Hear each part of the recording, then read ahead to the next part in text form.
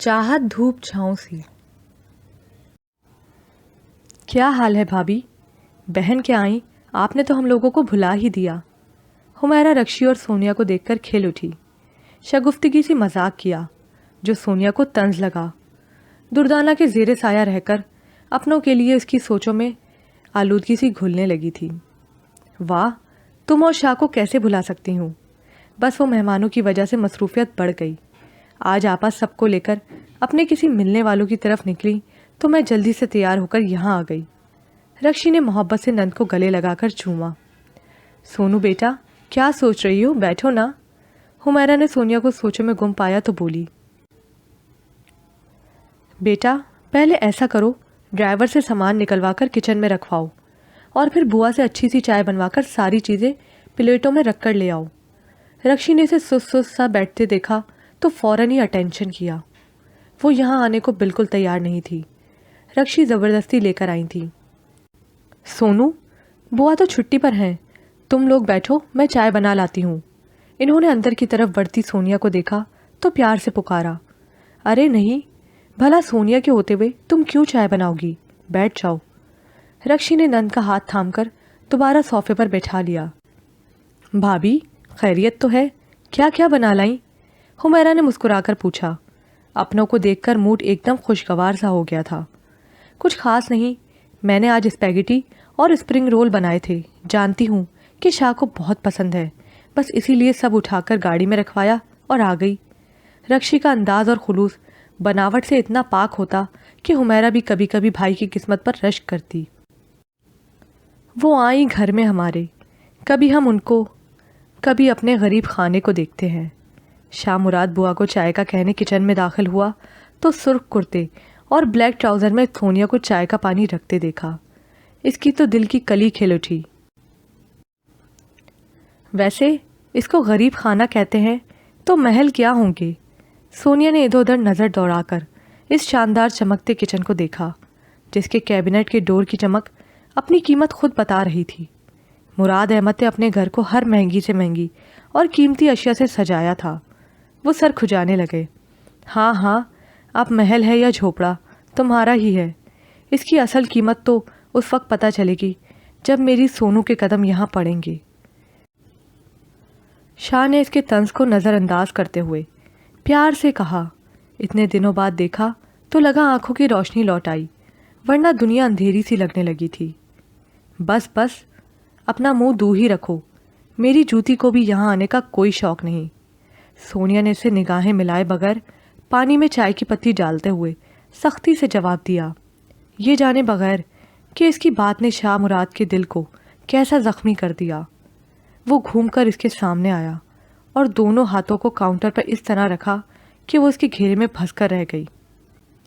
Miss Sonia Zafar, आना तो आपको इसी घर में है। अगर मुझसे जुदा होने का कोई ख्याल आपके दिमाग के आसपास भी भटक रहा हो तो इसे फ़ौरन झटक दें। मेरा ताल्लुक़ एक गैरतमंद ख़ानदान से है। हम अपनी औरतों के मामले में बहुत हसास वाक़े हुए हैं। आपको छोड़ देने का तो सवाल ही पैदा नहीं होता। शाह मुराद की आंखें सुर्ख अंगारा हो गईं। सोनिया घबरा कर कसमाने लगी, मगर अपनी जगह छोड़ने की हिम्मत ना कर सकी। शाह मुराद, तुम खुद को समझते क्या हो? मैं तुम्हारी ज़र खरीद लौंडी हूँ जो तुम्हारे इशारों पर चलूँगी? सोनू ने चबा चबा कर कहा। अभी मेरी बात ख़त्म नहीं हुई। तुम मुझे उस वक्त से प्यारी हो जब मुझे प्यार का मतलब भी नहीं पता था। मंगेतर वाली बात तो मुझे अभी पता चली है। अब तो प्यार और गैरत दोनों ही जज्बे तुम्हारी आज़ादी के बीच में हाइल हैं। मेरे सिवा किसी और की बना दी जाओ, ये मैं कभी होने नहीं दूंगा। यकीन ना हो तो आजमा लो, इट्स माई चैलेंज। शाह मुराद का चेहरा गुस्से से तमतमा उठा। उंगली उठाकर उसे वार्निंग दी। तुम्हारी बात मैं से शुरू होकर मैं पर ही क्यों ख़त्म हो जाती है? अगर ये हम दोनों की ज़िंदगी का मामला है तो सिर्फ तुम्हारी मर्ज़ी क्यों? मैं कुछ नहीं। शाह मुराद साहब, ठीक है, कर लीजिए ज़बरदस्ती, फिर ये जिस्म तो इस घर में आएगा मगर मेरी रूह पीछे रह जाएगी। सोनिया को इसकी मोहब्बत भी धौंस और धमकी लगी। वो इसकी मोहब्बत को समझ ही नहीं पाई थी। इतनी बेजार हो मुझसे? शाह मुराद की आंखों में अचानक नमी उतर आई। वो झटके से वहाँ से हटा और तेज़ कदमों से बाहर निकल गया। سونیا وہیں کاؤنٹر پر سر ٹکا کر بری طرح رو دی۔ انسانی فطرت بھی عجب تغیرات کا مجموعہ ہے۔ حاصل محبت کو نظر انداز کر کے لا حاصل چیزوں کے پیچھے بھاگتا رہتا ہے۔ شاید مغالطے میں رہنا اسے پسند ہوتا ہے، تبھی تو سونیا بھی لفظوں کے ہیر پھیر میں الجھی رہی۔ دل کی آنکھ سے دیکھتی تو شاہ کی محبت کی سچائی پر ایمان لے آتی۔ کیا بات ہے؟ ہماری سونیا گڑیا کیوں اداس لگ رہی ہے؟ دردانہ نے سونیا کے برابر بیٹھ کر پیار سے پوچھا، جو کتابیں اپنے سامنے پھیلائے گہری سوچ میں گم تھی۔ شاہ مراد نے اسے بہت ہرٹ کیا تھا۔ اس دن کی لڑائی کے بعد سے دونوں میں بات چیت بھی بند تھی۔ کچھ نہیں خالہ جانی، بس پڑھتے پڑھتے سر میں درد ہونے لگا تو یہاں آ گئی۔ اچھا، یہاں آؤ، میں بالوں میں تیل لگاؤں، ایسا مساج کروں گی کہ سارا درد بھاگ جائے گا۔ بچپن میں تمہاری ماں کے کرتی تو وہ فریش ہو جاتی تھی۔ یہ تو بس رکشی کے سسرال والوں کی وجہ سے بیچ میں دوریاں حائل ہو گئیں۔ انہوں نے تیل کی بوتل کھول کر اس کے سر پر مساج کرتے ہوئے جھوٹ گڑھا۔ اس بات پر تو پورے گھر کو کمال حاصل تھا۔ وہی تو بڑی خالہ، میری ساری سہیلیاں اپنے ننیال والوں کے قصے سناتی ہیں تو میرے پاس بتانے کو کچھ ہوتا ہی نہیں، بس حسرت سے ان سب کا منہ تکا کرتی۔ اس کی آواز گلوگیر ہو گئی۔ دردانہ کا شاطرانہ دماغ فوراً کام میں لگ گیا۔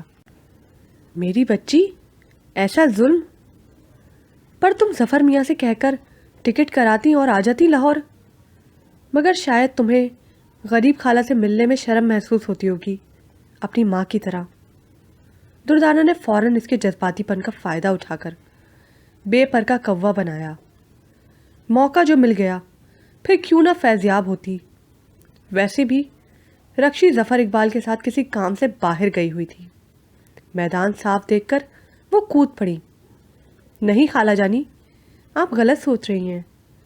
ہمارے گھر میں کوئی ایسا نہیں سوچتا، نہ میں نہ ہی ماما۔ سونو نے فوراً ہی مڑ کر خالہ کو دیکھا اور ماں کی حمایت کی۔ میں یہ کب کہہ رہی ہوں کہ وہ ایسا سوچتی ہے؟ وہ بیچاری تو بہت اچھی ہے، پر اسے سسرال میں بھی تو گزارا کرنا ہے۔ سونیا کے بے ضرر سے اعتراض پر دردانہ نے فوراً پینترا بدلا۔ بڑی خالہ، میں سمجھی نہیں، آپ کیا کہنا چاہتی ہیں؟ اس نے مڑ کر بغور دردانہ کو دیکھا۔ بچے، برا مت ماننا، تمہاری پھپھی حمیرہ بہت تیز ہے، اور شاہ مراد اس سے بھی 4 ہاتھ آگے۔ رکشی نے تو تمہیں کبھی بتایا نہیں ہوگا اور نہ ہی تم اس سے پوچھنا، پر حمیرہ نے ساری عمر میری بہن کو غریب مائکے کا تانا دیا۔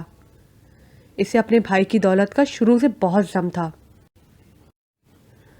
میری بہن بیچاری کیا کرتی، اپنا گھر بچانے کے لیے مجھ سے ملنے سے معذرت کر لی۔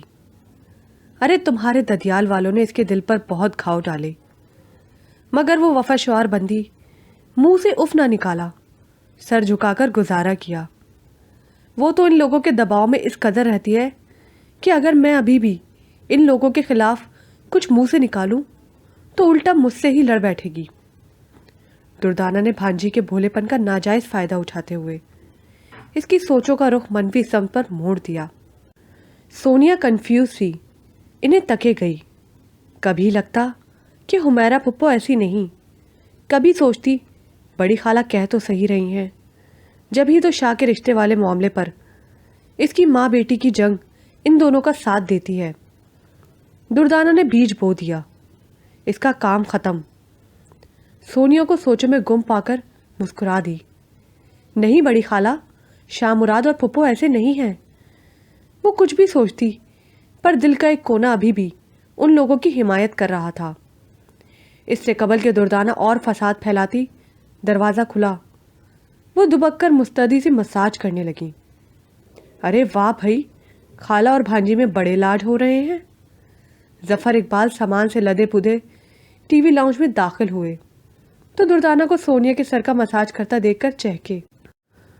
ہاں بھیا، ہم تو محبت والے لوگ ہیں، پیسہ کوڑی تو ہے نہیں، پیار محبت ہی بانٹنے آ گئے، تمہیں بہت زحمت دے رہے ہیں۔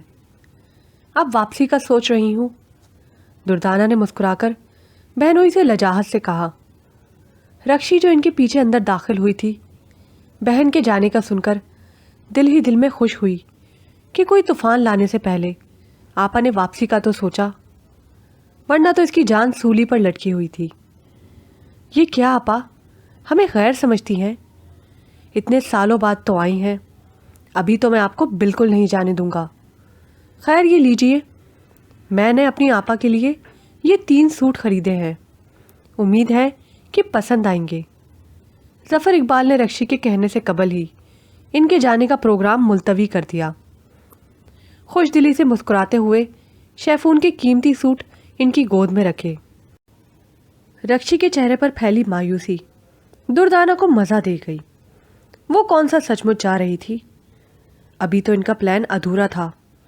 سوٹ دیکھ کر ان کی آنکھوں کی چمک بڑھ گئی، لگی ظفر اقبال کو دعائیں دینے۔ رکشی خالہ اندر آ جاؤں؟ سفینہ مسکراتی ہوئی رکشندہ کے کمرے میں داخل ہوئی، جو اپنی الماری ٹھیک کر رہی تھی۔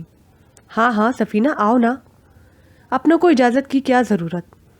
وہ خوش دلی سے مڑی اور صوفے پر سے کپڑے بیڈ پر رکھ کر سفینہ کے لیے بیٹھنے کی جگہ بنائی۔ خالہ آپ اور سونیا مجھے بہت اچھی لگیں، اوروں سے بالکل مختلف، بے غرض بے ریا۔ رکشی کو اس کا لہجہ دکھی سا لگا، وہ کچھ سمجھ گئی۔ آپا شروع سے ہی کچھ الگ مزاج کی ہیں، ابھی شروع کی بات ہے، وقت گزرنے کے ساتھ ساتھ وہ تمہارے ساتھ سیٹ ہو جائیں گی۔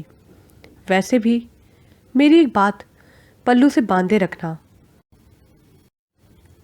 یہ مشرقی عورت ہی ہے جسے دکھ جھیلنے کا سلیقہ ہوتا ہے، ان درختوں کی طرح جو دھوپ کی سختی جھیل کر بھی اپنے نیچے بیٹھنے والوں کو سایہ فراہم کرتے ہیں، بالکل اسی طرح ہماری عورتوں کی قربانیوں کی وجہ سے ہی گھر جڑے رہتے ہیں۔ رکشی نے بظاہر اس کی دل جوئی کے لیے نصیحتیں کی، ورنہ وہ جانتی تھی کہ آپا کے ساتھ گزارا کرنا ایسا سہل نہیں۔ چھوڑے خالہ، میری قسمت میں جو برائی لکھی تھی وہ مجھے مل گئی، مگر سونو۔ ابھی اس نے یہی بولا تھا کہ دردانہ تیزی سے کمرے میں داخل ہوئی اور سفینہ کا رنگ فک ہو گیا۔ آئیے نا آپا، بیٹھیے، میں نے سفینہ کو بلایا تھا، مشورہ کر سکوں کہ پکنک پر کون سے کپڑے پہنوں۔ رکشی نے دردانہ کا لال بھپوکا چہرہ اور سفینہ کو گھبراتا دیکھ کر جلدی سے بات بنائی۔ ہاں کیوں نہیں، بھلا مجھے کیا اعتراض ہوگا، پر مجھے بھی ابھی سفینہ سے بہت ضروری کام ہے۔ انہوں نے دونوں کو گھور کر دیکھا۔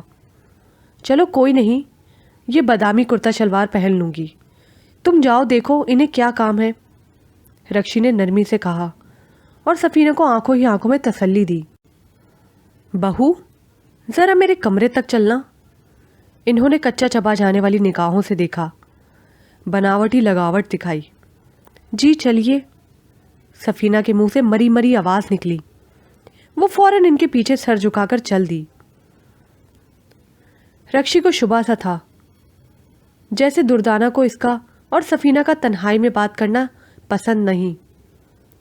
پہلے بھی وہ ان دونوں کو بات کرتا دیکھ کر چوکنا ہو جاتی، اکیلا نہ چھوڑتی، اکثر بیچ میں کود پڑتی۔ آج ان کے اندازوں کی تصدیق ہو گئی، مگر کیوں؟ رکشی حیران ہوئی۔ کیا بات ہے امی، کن سوچوں میں گم ہے؟ شاہ نے ڈائننگ ٹیبل پر رکھی فروٹ باسکٹ میں سے ایک سیب اٹھا کر کھاتے ہوئے ماں سے سوال کیا۔ پتہ نہیں، مجھے تو رکشی اور سونیا کی سمجھ نہیں آ رہی۔ اسے حمیرہ بہت چڑی ہوئی لگی، ٹھنڈی سانس بھر کے اوپر کی طرف دیکھا۔ کیوں؟ اب کیا ہو گیا؟ شاہ نے ماں کے پیچھے کھڑے ہو کر کندھے دبانا شروع کر دیا۔ ارے ہونا کیا ہے، آج مجھے سونیا کو ساتھ لے کر شاپنگ پر جانا تھا، تیاریاں پوری ہوں تو رسم کی تاریخ رکھی جائے، مگر صبح ہی تمہاری مامی کا فون آ گیا کہ سونیا اپنی خالہ کی فیملی کے ساتھ پکنک پر جا رہی ہے، اس لیے شاپنگ پر نہیں جائے گی، تو آج کا پروگرام کینسل کر دیں۔ انہوں نے تفصیل بتائی تو شاہ کے دل پر کانٹا سا چھپا۔ پہلی بار ایسا ہوا تھا کہ اس کے ماموں کے گھر کوئی پروگرام بنا، پر اسے خبر نہیں۔ او ہاں پتہ ہے، سونو کی کال تو آئی تھی، جانتی ہے نا کتنا بھلکڑ ہو گیا ہوں۔ شاہ نے ماں سے نظریں چراتے ہوئے بات بنائی، ورنہ آج اس نے آفس سے چھٹی ہی اس لیے کی تھی کہ وہ ان دونوں کو شاپنگ پر لے کر جائے گا۔ حمیرہ ماں تھی، بیٹے کی بدلتی رنگت پر افسردہ ہو گئیں۔ بھتیجے پر جی بھر کر غصہ آیا۔ شاہ ادھر آ کر بیٹھو، میری بات غور سے سنو۔ انہوں نے بیٹے کا ہاتھ تھام کر اسے اپنے برابر والی کرسی پر بٹھایا، پیار سے ماتھے پر گرے سلکی بالوں پر ہاتھ پھیرا۔ جی امی بولیے۔ وہ ماں کی محبت پر زبردستی مسکرایا۔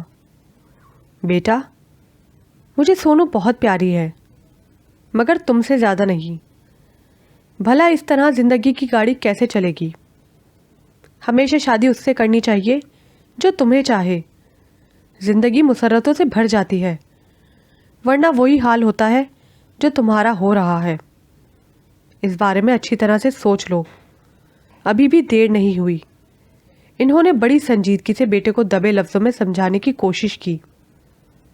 دیر تو ہو چکی ہے امی، اب تو یہ مرض ناقابل علاج ہے، اس نے سینہ مسلتے ہوئے بے قراری سے کہا۔ حمیرہ نے نظر بھر کر بیٹے کی طرف دیکھا۔ یہاں پر یہ پارٹ اختتام کو پہنچا۔ مزید پارٹ سننے کے لیے اردو ناول زبر پرائڈ کو لائک کیجیے، سبسکرائب کیجیے، شیئر کیجیے، کمنٹ کرنا مت بھولیے گا۔